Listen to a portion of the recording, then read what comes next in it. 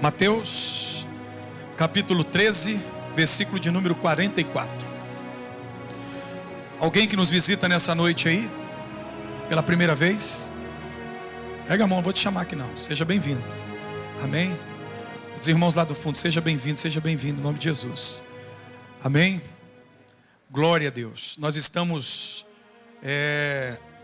a todos os domingos e quartas-feiras, nós estamos pregando sobre Jeová Jiré. Amém?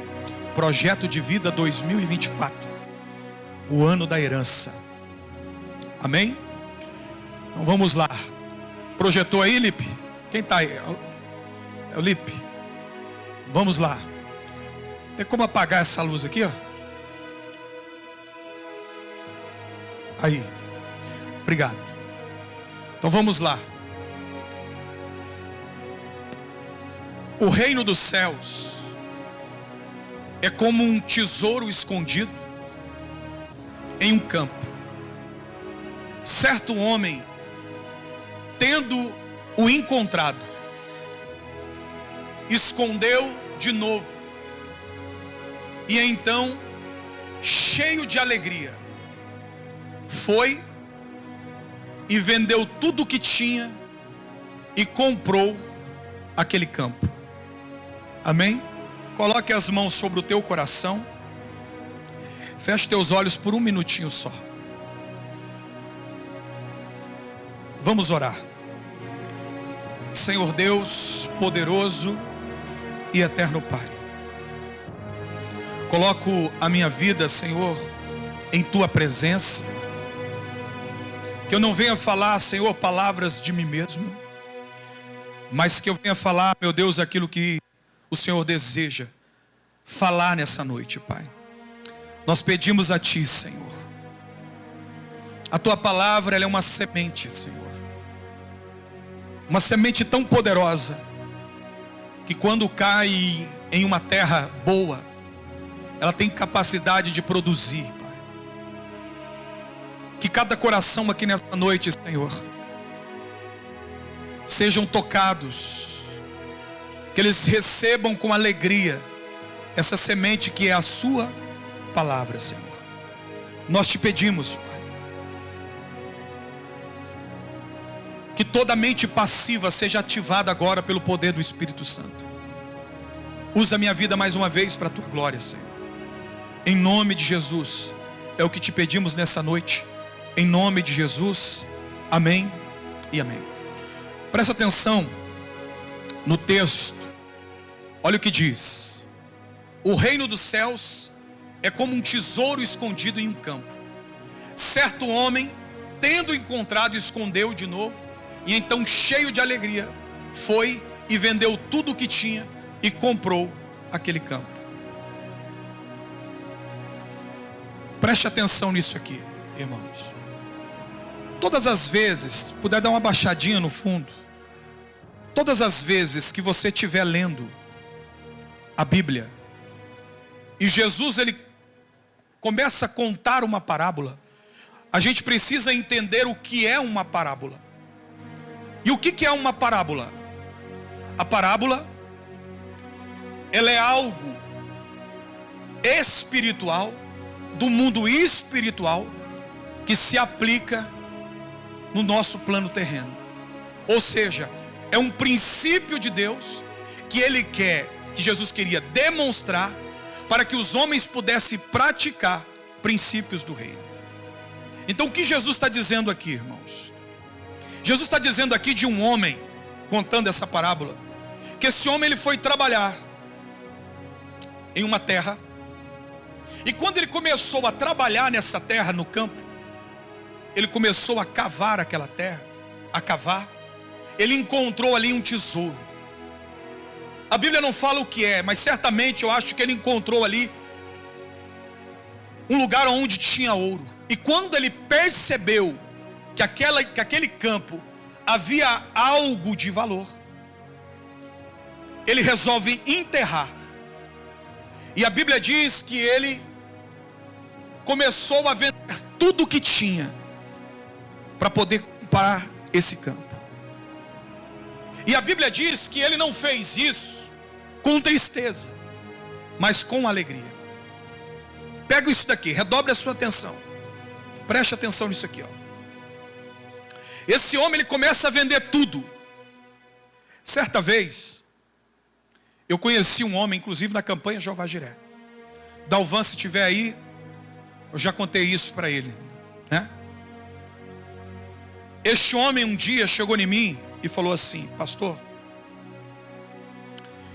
eu estou devendo uns agiota, e os agiota dizem que se eu não pagar, eles vão me matar. Eu já vendi tudo que eu tenho. Para você ter uma noção, eu vendi até uma sanduicheira. E agora eu vou começar a vender as minhas panelas para poder tentar pagar essa dívida. Então, quando a Bíblia diz assim, que esse homem vendeu tudo o que tinha, o que ele possuía, para comprar essa terra, quando a Bíblia diz tudo, é tudo. Porque quando ele observou que ele tinha algo de valor, que tinha algo de valor naquela terra, ele fez então um ato de sacrificar, de vender tudo o que ele tinha para poder conquistar aquela terra. E o que é interessante, irmãos, que quando você está vendendo tudo, você está passando por algo, igual a situação desse irmão. Esse homem estava tomado por uma tristeza quando me contou. Só que quando esse homem aqui que Jesus fala sobre ele vende tudo o que ele possuía, e a Bíblia diz que ele estava cheio de alegria em vender tudo que tinha para possuir esse campo. E aqui, quando a gente olha isso, o que Jesus está querendo nos ensinar, preste atenção em algo. Redobre a sua atenção. Quando a gente vai fazer algo para Deus, os nossos olhos não podem estar focados no sacrifício. Vou repetir de novo. Os nossos olhos não podem estar focados no sacrifício. Você entenderá algo. Deixa eu te ensinar um princípio. Pergunta para essa pessoa que fala assim: você tem sonhos grandes? Quanto maior o seu sonho, maior vai ser o sacrifício. E eu vou te explicar verdades do reino de Deus que se aplica à nossa vida. Vamos parar para pensar? Eu falei que grandes sonhos exigirá de mim e de você sacrifícios. Vamos olhar para você ver uma pessoa que quer ser médico. Uma pessoa que quer ser médico, ela estuda 3 anos, às vezes, para poder passar. Depois ela tem que estudar mais 6 anos. Hoje uma faculdade de medicina no Brasil, ela vai custar em torno de 10 a 15 mil reais, fora o material. Essa pessoa então estuda 3 anos para poder passar. Depois ela estuda mais 6 anos. Ela termina a faculdade. E aí ela vai ter que estudar mais 4 anos para se especializar em alguma coisa. Ela tem que estudar durante... Só que nesse período, irmãos, e isso eu vi um colega meu que hoje ele é um dos maiores cirurgião de coração cardíaco hoje do Mato Grosso. Ele é de Jaciara, o Aitan. Enquanto os amigos, os familiares, eles estavam celebrando alguma festa, indo para uma cachoeira, se divertindo, o Aitan ele estava estudando 8 horas por dia. E hoje, uma cirurgia que ele faz de coração é de 200 a 300 mil reais cada cirurgia. Mas você sabe por que essas pessoas fazem isso? Porque na verdade, toda pessoa que ela tem um foco, ela tem um sonho, e exigirá dele ou dela um grande sacrifício, ela não está de olho no sacrifício, ela está de olho no resultado do sacrifício. Então diga para a pessoa que está falando assim: quanto maior o seu sonho, exigirá de você um grande sacrifício. Exigirá de mim e de você um grande sacrifício. E aqui eu vou ensinar uma outra realidade. Toda pessoa que foge do sacrifício, que ele foge de fazer algo, e eu vou dar aqui alguns exemplos, de quando a pessoa ela foge disso, ela perde o resultado de não fazer. Vou dar um exemplo. Você quer ver isso aqui todo final de ano? A gente olha no mês de dezembro, a gente fala assim, ano que vem agora eu vou botar para emagrecer. Eu quero ter um corpo perfeito. E olha alguém e fala, esse ano vai ser diferente.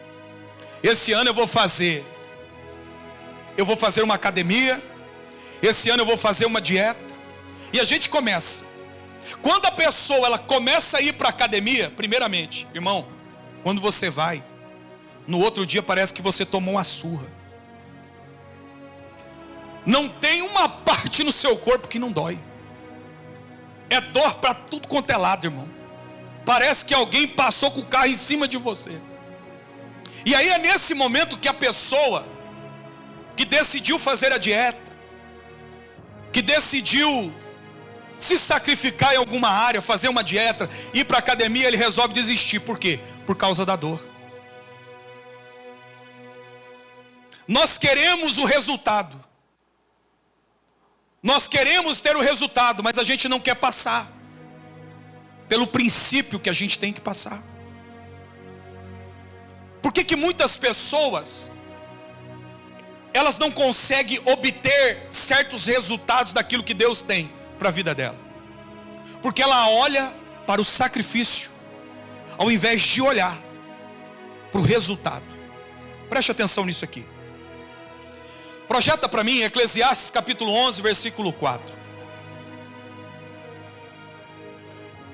Olha o que diz. Quem fica observando o vento não plantará. Essa é a mentalidade de alguém que ainda não entendeu o propósito da vida. Tem gente que ele fica esperando o tempo certo para fazer o que tem de fazer.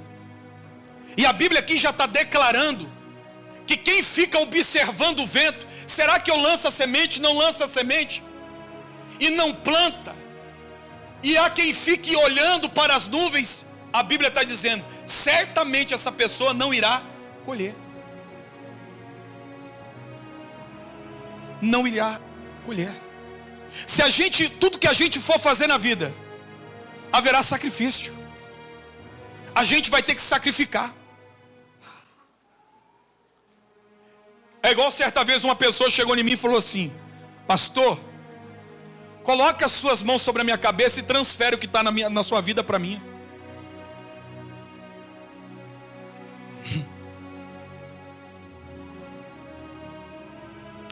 Eu falei para ele: irmão, eu não sei quem te ensinou isso. Deixa eu te falar uma coisa. Quanto mais você quer ser usado por Deus, mais Deus exigirá de você renúncia, sacrificar, aprender a ser dependente de Deus, aprender a ouvir a voz de Deus, ter sensibilidade das coisas de Deus. Eu falei para ele assim, quando Deus me chamou, Deus me chamou quando eu estava no pior momento da minha vida para o ministério. Minha vida estava estabilizada. Eu tinha uma boa casa, eu tinha um bom carro, eu tinha a moto do meu sonho, a pastora estava empregada, eu empregado. Mas chegou um momento que eu tive que fazer uma escolha. Meu patrão chegou em mim e disse assim: você vai ter que fazer uma escolha, ou a igreja ou o trabalho, porque você está deixando a desejar no trabalho. Eu preciso que o Ricardo volte a ser o Ricardo. Você vai ter que fazer uma escolha, ou ser pastor ou continuar gerenciando a televisão. Cheguei em casa, falei: amor, seguinte, Valdinei falou isso, isso e isso. Eu tenho que fazer uma escolha. Eu ganhava na época ali um baita de um salário. E fui ganhar praticamente um salário. Nós abandonamos, perdemos o carro. Tive que vender a moto para antecipar. Perdi a minha casa, porque as parcelas eram altas. Eu investi em um bairro que hoje é um dos mais top lá, em Mirassol do Oeste. Só que era algo para o futuro que eu sonhava. Eu sabia o que ia acontecer no bairro. E o que eu ganhava não dava para poder pagar a prestação. E ninguém ia morar naquela casa pagando um aluguel que ele poderia morar no centro, porque era uma grande casa. E nós tivemos que vender o carro novo. Nós tivemos que desfazer da moto. E nós fomos para uma cidade de 3.500 habitantes, uma grande cidade chamada Curvelândia. Fazer a obra de Deus, meu irmão.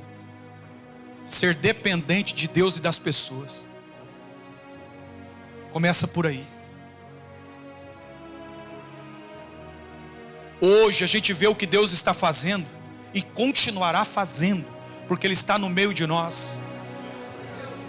Vai exigir de mim e de você renúncias, sacrifícios. Você que quer ter grandes resultados, haverá sacrifícios. E deixa eu te falar uma coisa, é uma lei que Deus colocou. É uma lei que Deus colocou e Ele mesmo se submete a ela. Em João capítulo 3, versículo de número 16, diz o quê? O texto mais conhecido da Bíblia. Deus amou o mundo de tal maneira que deu o seu Filho único. Ou seja, não existia mais nenhum filho.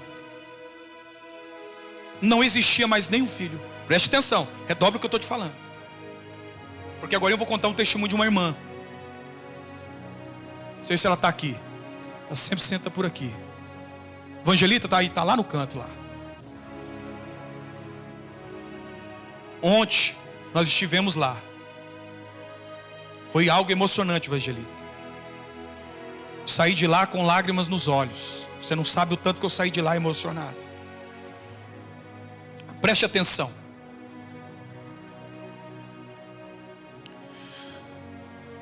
Deus, Ele só tinha um único filho. Não existia outro filho. E a Bíblia diz que Deus, Ele deu o seu filho como uma oferta. Se hoje eu e você nós estamos aqui, tem a ver com uma oferta de sacrifício que Deus fez. Então eu já vi muita gente dizendo, você já ouviu falar assim, ó, salvação é de graça. Será que foi de graça?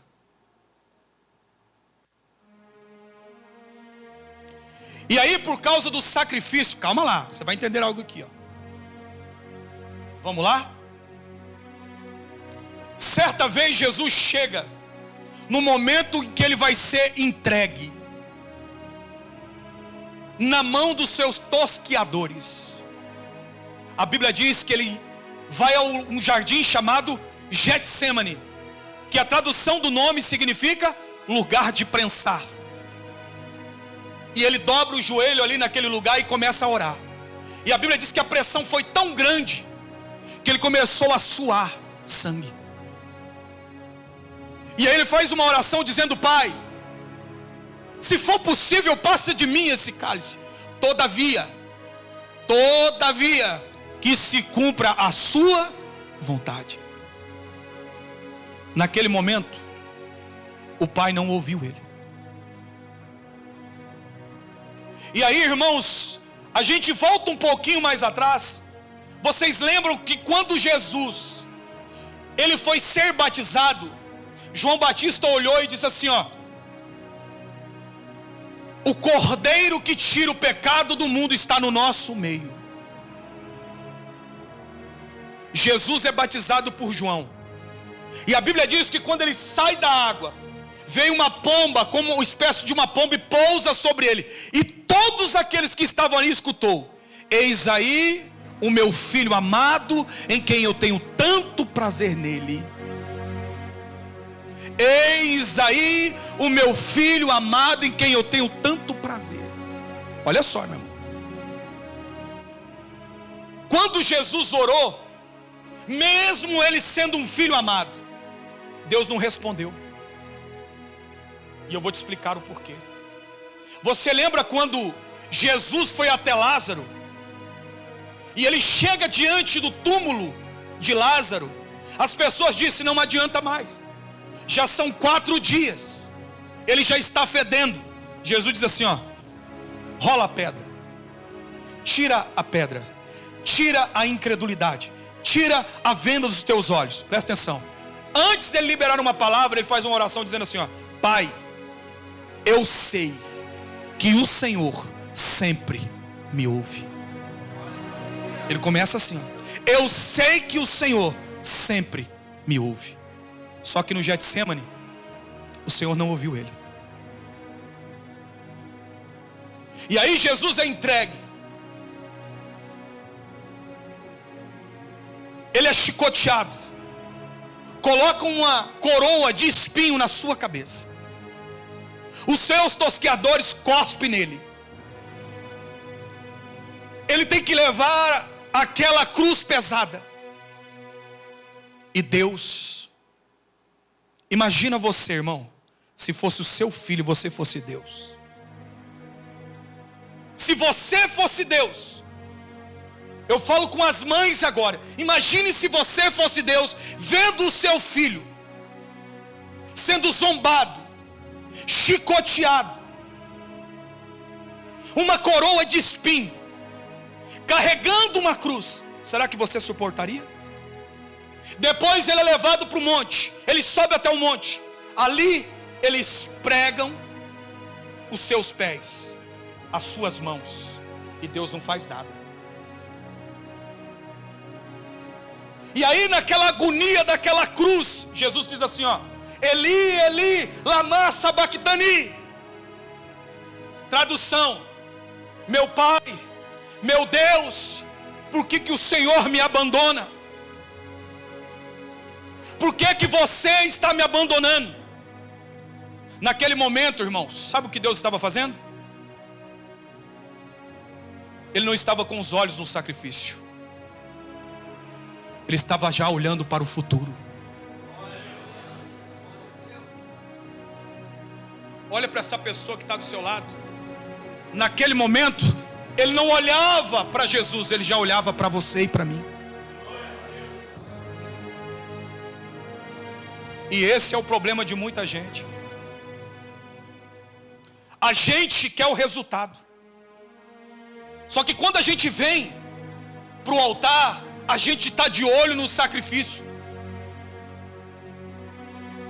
quando na verdade deveríamos estar com os nossos olhos no resultado que isso traz. E aqui eu vou citar o exemplo da evangelita, que quando ela veio naquele tempo fazer a sua oferta, nesse mesmo tempo eu olhei a oferta dela, eu falei: realmente, para ela e para ele, isso é um grande sacrifício. Ela tinha um sonho de ter a casa dela, de ter o canto dela. Só que quando eles olhavam para a possibilidade humana, eles não viam a solução. Mas a palavra veio e ela a acolheu no coração. E ela veio até o altar e lançou essa semente. Na hora, quando eu vi a oferta, deu vontade de pegar a oferta e devolver. Essa é a realidade. Só que Deus, ele não poupa. Assim como ele não poupou o seu filho, ele não poupa. E ontem à tarde nós estivemos lá, eu, a Marta e o Cleus, a pastora. Ela preparou uma mesa para nos receber no café da tarde, dentro da sua casa. Aí o Caio, que também está ali, me levou lá no outro quarto e falou: pastor, eu já estou ampliando o lugar.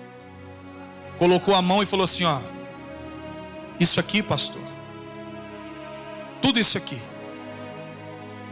é a resposta do altar do sacrifício.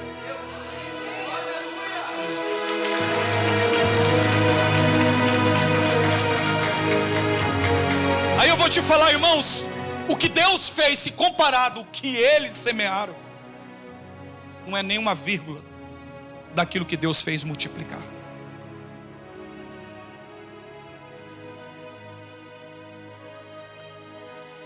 Qual que é o seu sonho?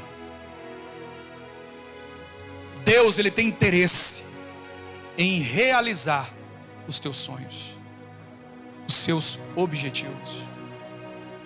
Vamos se colocar de pé? Eu quero orar porque de agora eu vou ministrar uma outra palavra dentro do tempo. Eu quero que você repita assim, ó: oferta de sacrifício. Diga assim, ó: é esvaziar o meu presente. Diga assim, ó: para encher o meu futuro. Isso é uma oferta.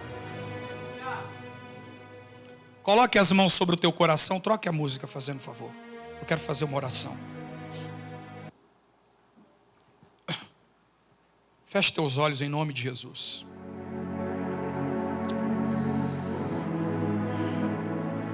Senhor meu Deus, poderoso e eterno Pai, há muitos irmãos aqui que não conhecem o altar, que estão vindo pelo poder da palavra, e que no ano de 2025, Pai, eles vão testemunhar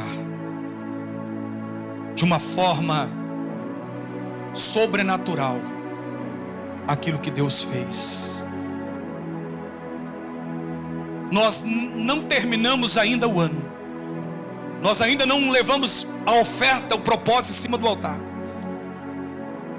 mas já pessoas no nosso meio contando aquilo que Deus já está fazendo. Ó Deus, seus filhos têm sonhos, tem projetos, tem planos. O Senhor é Jeová Jiré, o Deus da provisão. Visita, Senhor, agora. Visita agora cada coração, cada alma, cada pensamento. Que os seus filhos entendam, que eles possam viver e entender Isaías 1:19. Que eles vão plantar, que eles vão colher, e que eles irão desfrutar, Pai. Que os nossos olhos, Senhor, não estejam no sacrifício, mas que os nossos olhos possam estar no resultado do sacrifício. Desse Deus que a qual nós estamos pregando e ensinando, possa saltar de dentro da Bíblia e possa se revelar aos seus filhos, ao modo que eles possam dizer: Jeová Jiré não é só o Deus de Abraão, de Isaac e de Jacó. Jeová Jiré é o meu Deus, e eu sei o que Ele pode fazer. Eu sei que Ele pode fazer o extraordinário acontecer. Que seus filhos, Pai, possam tirar a mente de escassez. Que seus filhos, Pai, transicione a mente, para que eles possam viver aquilo que o Senhor deseja realizar na vida deles, Pai. Para que eles sejam um testemunho vivo do que o Senhor é um Deus que realiza, que faz o extraordinário acontecer, por causa da nossa fé, por causa do nosso sacrifício, Pai. Nós te louvamos, Senhor, e agradecemos a Ti, em nome de Jesus. O braço, Deus começou a formar. Só que o homem não era nada. Era um boneco, sem vida. Então, a Bíblia diz que Deus sopra o fôlego de vida. E naquele momento que Deus sopra, que tira algo de dentro dele, para dentro do homem, então o homem agora começa a ser uma alma vivente. Um ser que tem um corpo, tem uma alma e tem um espírito. E o que é o espírito, pastor? É o fôlego de vida. Eu não sei se você já teve a experiência de ver alguém morrer. Eu trabalhei durante 14 anos em televisão. Então eu comecei segurando a luz. Depois eu comecei a filmar, ser cinegrafista. E foi nesse momento que eu me tornei cinegrafista, que eu vi de tudo que você pensar. De tudo. E certa vez, essa cena ainda está cravada na minha cabeça e na minha memória. A equipe foi chamada, Odair, para cobrir um acidente. Um homem perdeu o controle da carreta e caiu numa ribanceira. E eu desci para filmar. Ele estava preso nas ferragens. E naquele sentido de saber que aquele homem estava vivo, mas estava preso nas ferragens, eu esqueci que naquele momento eu era um cinegrafista. Subi em cima do caminhão, na ribanceira. E da janela, eu vi ele prensado lá embaixo. E eu perguntei para ele: olha, Jesus quer salvar a sua alma. Aí ele disse assim para mim, ele virou para mim assim, preso, ensanguentado, preso no meio das ferragens. Ele disse assim, ó: eu sou um crente desviado. Eu falei: então volta, eu vou orar por você. E aí, irmãos, na hora eu abaixei assim na janela para tentar pegar a mão dele. E ele estendeu a mão. Eu peguei na mão dele assim nas pontas dos dedos e comecei a orar. Senhor, seu filho está voltando. E ele começou a chorar.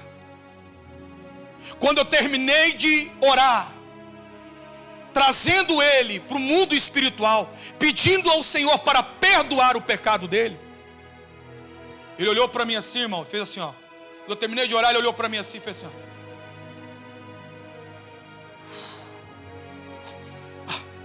Essa cena está na minha cabeça até hoje.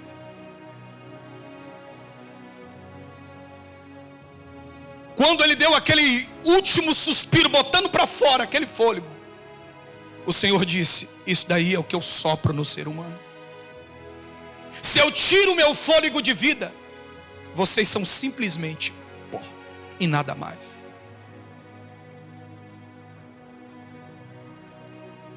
E aí, indo um pouco mais para frente, todo ser humano, ele é frágil. Você não é feito de aço, você não é feito de ferro, você é feito de pó. E por isso que a gente às vezes se abala num tempo de crise, numa traição, em uma crise, em uma doença que se instala no corpo. Você pode ser a pessoa mais forte, mas quando chega um momento difícil, e a gente fala assim, ó, essa pessoa está passando pelo pó. E aí a gente olha para si, e às vezes, quando a gente está passando por isso, a gente olha e vê que a gente não é tão forte quanto a gente pensava que era. Quantas pessoas, quantos filhos de Deus, por ter vivido momentos difíceis, traumas, crises, eles olham e se sentem pequenos. Eles se sentem um nada. Há pessoas que não conseguem se relacionar porque há um trauma na mente, por causa de um trauma vivido, por causa de uma crise. E Deus, sabendo que a gente é frágil, Ele nos deixa uma palavra para que a gente entenda o que Ele faz com o pó quando Ele quer. Para você entender quem Ele é. Projeta para mim 2 Samuel, 1 Samuel, capítulo 7. versículo 7 ao 8. 1 Samuel, capítulo 2, versículo 7. Versículo 7. Presta atenção. Note isso aqui. Para você entender uma coisa aqui, ó, de uma vez por toda.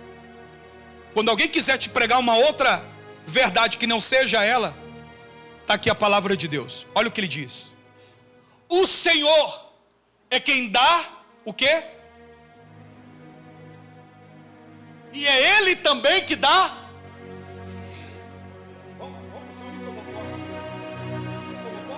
Vamos ler de novo. É o Senhor é quem dá a pobreza, e o Senhor é quem dá a... Olha para o lado dessa pessoa aí. Por isso que ele diz: escolha o que vocês querem, a bênção ou a maldição, a pobreza ou a riqueza. Está na minha mão, está ali. Por isso que lá no livro de Provérbios, Salomão diz que a riqueza ela é um dom de Deus. Você lembra naquele podcast que teve, que há um youtuber aí famoso, alguém, tinha um pastor, e o cara não conhecia a revelação. Esse homem muito conhecido na internet foi candidato a prefeito de São Paulo, perguntou: e aí, a riqueza é ou não um dom de Deus? O pastor disse: não. Você vê, um pastor. Não, riqueza não é um dom. Então o senhor está equivocado. Porque a Bíblia diz que riqueza, está aqui, ó, está na mão dele. Riqueza está na mão dele. Calma lá, você vai entender o próximo versículo ali. Então a riqueza e a pobreza está na mão de Deus. O que você escolhe?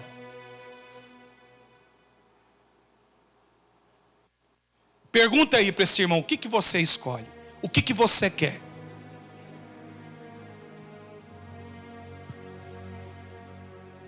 Deus quer te prosperar. Deus quer te abençoar. Deus quer colocar riquezas nas suas mãos. Deus quer investir em você. Você sabe por quê? Aqui vai entrar o que eu falei sobre o pó. Coloca o versículo de número 8 agora. Olha isso. Olha o que ele diz: na minha mão está a pobreza, está a riqueza. Aí ele vem e lança a palavra dizendo assim, ó: levanta do pó o necessitado, e do monte de cinzas ele ergue o pobre. Pegou isso ou não? Muito forte. Esse texto aqui já é muito forte. Na mão de Deus há poder e a riqueza, e Ele levanta do pó o necessitado, e do monte de cinzas Ele ergue o pobre, e faz ele assentar sobre os príncipes do seu povo, num lugar de honra.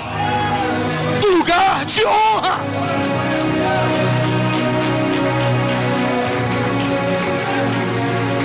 Só que entenda uma coisa, filho. Se eu não tiver fé para entender isso, não tem como Deus realizar. 2 milhões de judeus saiu debaixo de uma promessa de Deus. Estou levando vocês para uma terra que vai manar leite e mel, que uma vaca vai dar 80 litros de leite. Aí eu fiquei assim, irmão, tem coisa, eu falei, mas rapaz, 80 litros de leite. Aí esses dias eu vendo uma matéria que o homem ganhou uma vaca que ela deu mais de 80 litros de leite. Está na internet, pode pesquisar. 2 homens para carregar um cacho de uva. Imagina isso, irmão. Olha aqui, olha isso aqui, um cachinho de uva. Vai pegar na mão.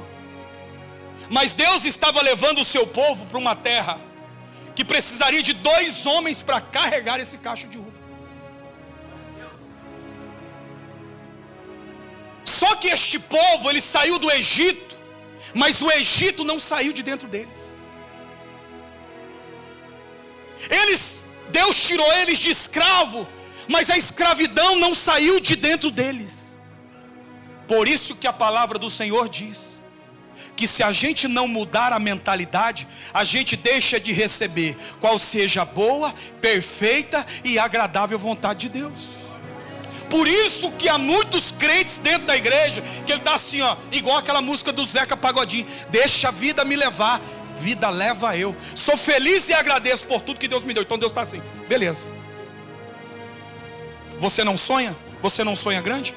Tudo bem, eu te respeito. Você se contenta com essa vida? Então você vai viver essa vida. Porém, deixa eu fazer uma pergunta aqui. Há alguns Josés que estão aqui nessa noite? Vou fazer uma pergunta de novo. Há alguns José aqui nessa igreja hoje à noite? Deus não deu um sonho qualquer para José. Deus deu um sonho grande para José. E José manteve firme no propósito. Escravo no propósito. Servindo como escravo no propósito. Para a cadeia no propósito. Servindo na cadeia no propósito. Se eu e você estivéssemos com José, imagina ele contando essa história, a gente ia dar risada. O que esse cara está falando, rapaz? Ele está dizendo que esse Deus dele vai tirar ele daqui e vai tornar ele, depois de Faraó, o homem mais importante da terra. Esse cara é um doido, é um sonhador. Deus não poupa sonhadores. Mas chegou no momento certo, Ele levanta do pó o necessitado, e do monte de cinzas Ele ergue o pobre. Ele faz assentar com os príncipes e lhe dá um lugar de honra. O que você quer viver?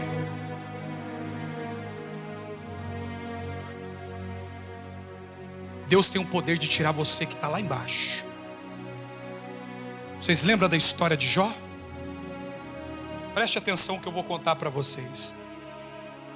No pior momento da vida de Jó, a Bíblia diz que ele estava se coçando com um caco de telha.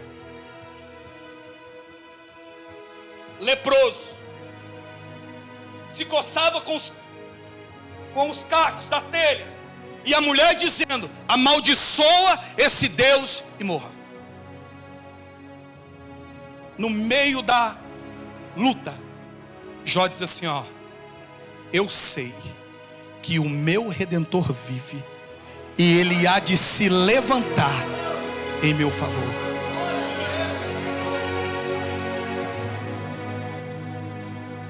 Chega um momento, irmãos, olha o que acontece.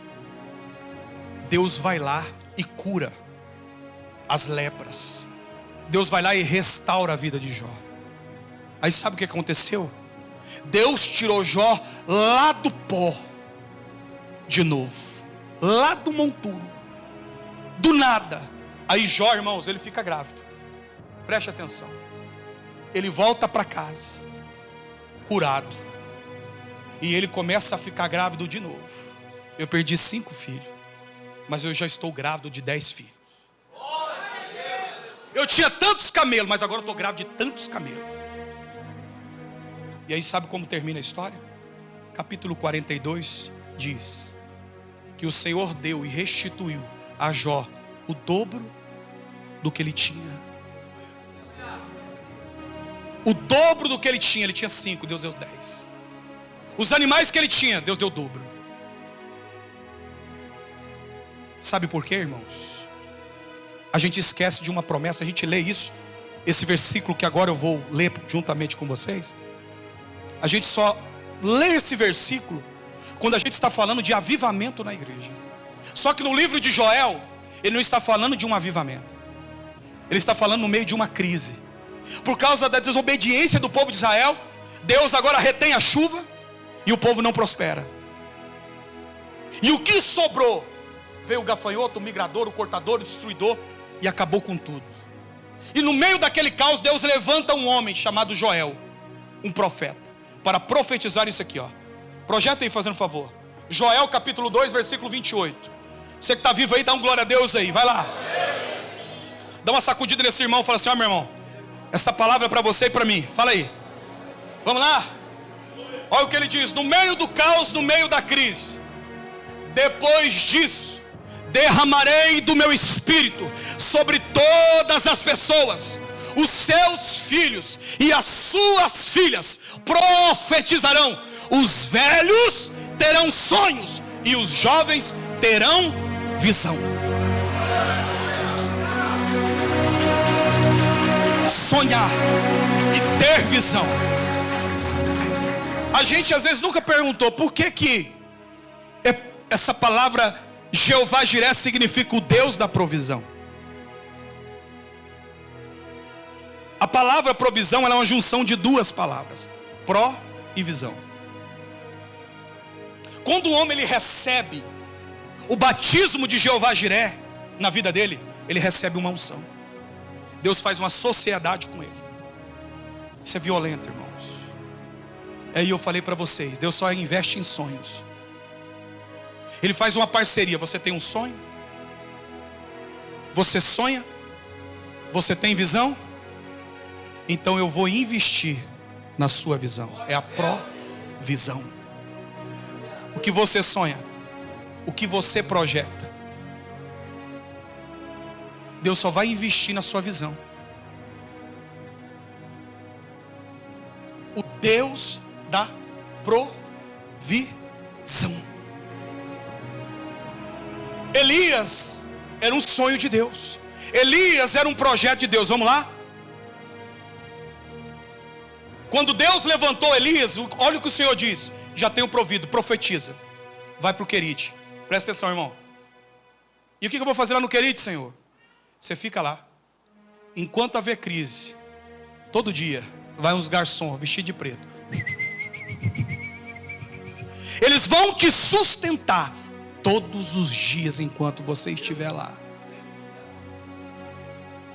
Ou seja, é Deus investindo na vida do seu discípulo, de um servo, de alguém que temia ele. Depois, quando Deus seca a fonte, Deus fala assim: ó, levanta, sai daqui e vai para Sarepta, porque eu já falei com uma mulher para que te sustente.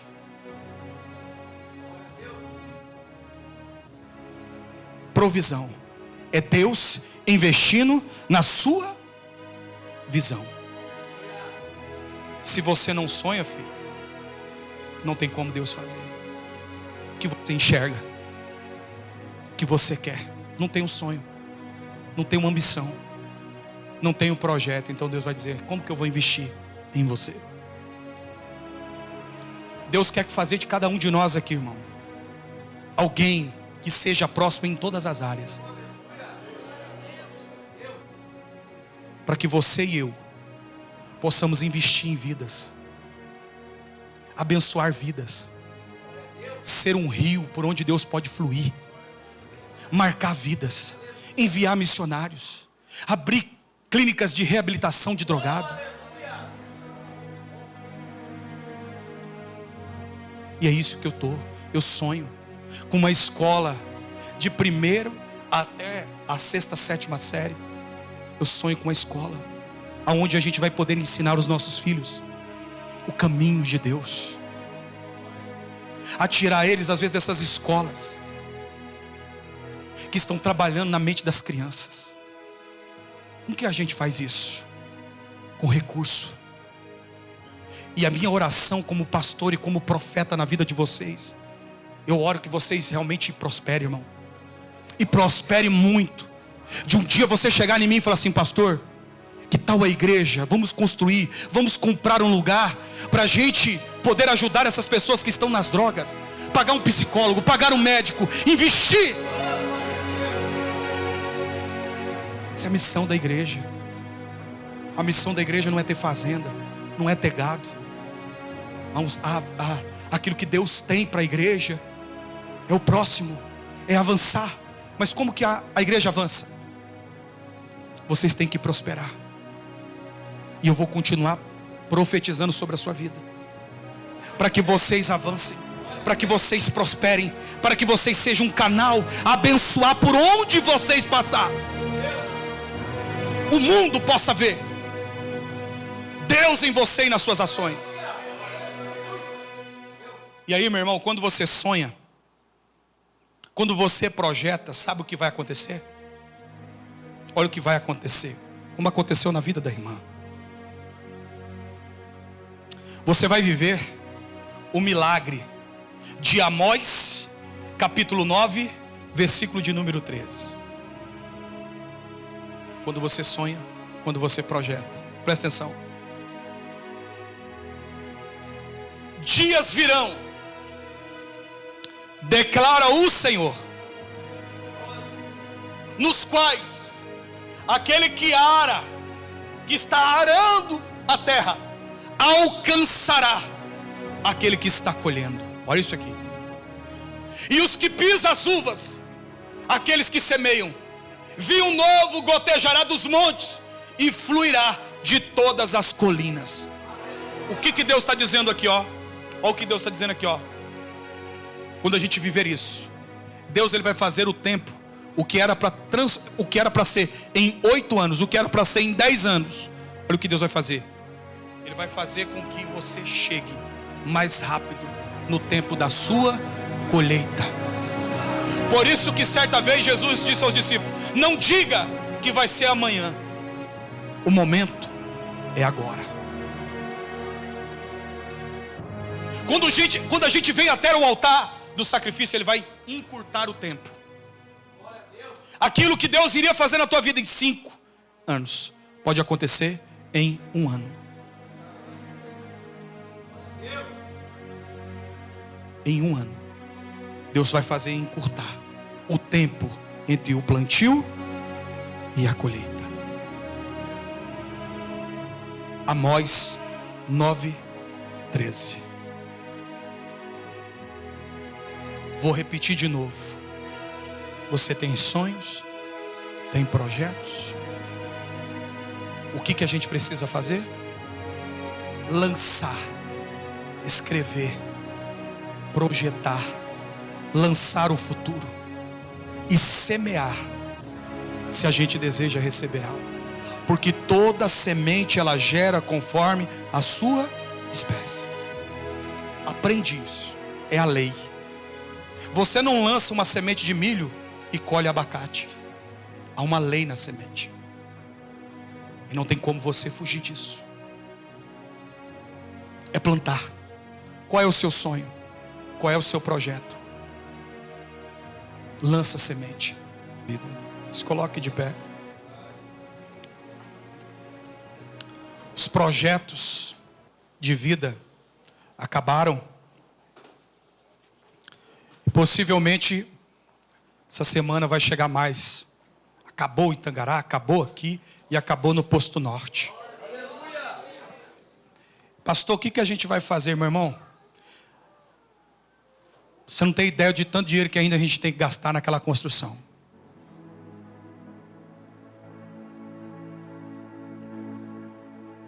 Então uma obra de Deus, irmão, ela pode arrecadar milhões. Ela pode arrecadar milhões. Você nunca vai deixar de fazer coisas. Construiu a igreja, daqui um dia está tudo bonito. Aí Deus vai falar assim, pois é, tá legal, não tá? Agora é o seguinte, nós precisamos construir um lugar para o encontro com Deus. Chega de alugar. Nós precisamos de uma chácara para o povo ir orar. Tem um lugar de oração para as pessoas ir lá orar. Buscar a presença. Terminou isso? Está muito lindo. Agora existe outro projeto que eu quero que vocês investem. Nunca vai parar. Nunca vai parar. Nunca vai parar. Eu vou morrer, você vai morrer, se até lá Jesus não voltar. E ainda continuará a obra de Deus a fazer coisas. Sempre. Recursos chegam. E a gente sempre estará investindo. Estamos construindo, daqui um dia é som, daqui um dia é telão, daqui um dia é câmera, daqui um dia não para. É salas, é brinquedo, é lugar para as crianças, é um parque para as crianças e assim vai. Não para.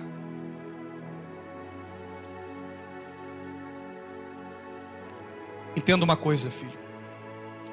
Quando vocês lançam sobre o altar uma semente, por isso que o apóstolo Paulo diz: quando você planta, você vai colher abundantemente. Não existe terra mais fértil, irmão, do que o altar. Não existe. Alguns irmãos que vão pegar o projeto, eu creio que até quarta-feira, ou no máximo até domingo, os projetos vão estar aí. Porque há pessoas que não pegaram os projetos, que até nos procuraram querendo. Eu disse: eu não tenho mais. Não tem mais pulseira, não tem mais nada. O povo aqui tem um coração generoso. E por causa disso, meu irmão, eu estou determinado. Deus sabe que vocês vão investir em pessoas. Coloque as mãos sobre o teu coração. Feche os teus olhos em nome de Jesus. Feche teus olhos em nome de Jesus.